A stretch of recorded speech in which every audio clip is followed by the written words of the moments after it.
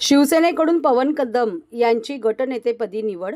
राष्ट्रवादी अजित पवार गटाकडून नजीम मुल्ला यांना पसंती. ठाणे महापालिकेच्या नुकत्याच पार पडलेल्या निवडणुकीत 75 जागा पटकावून सर्वात मोठा पक्ष म्हणून उपमुख्यमंत्री एकनाथ शिंदे यांच्या नेतृत्वातील शिवसेना एक नंबर ठरला आहे, तर भाजपाने 28 जागा मिळवून दुसरा क्रमांक आणि राष्ट्रवादी अजित पवार गट 9 आणि राष्ट्रवादी शरद पवार गटाने 12 जागा पटकावल्या आहेत.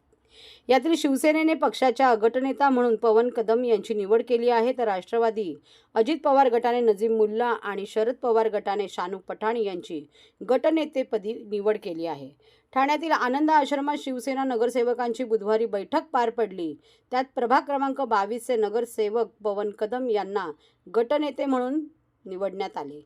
शिवसेनेकडून पवन कदम यांची गटनेतेपदी निवड. आज गुरुवार शिवसेनेचे सर्व नगरसेवक कोकण भवन येथे जाऊन गट स्थापन केले.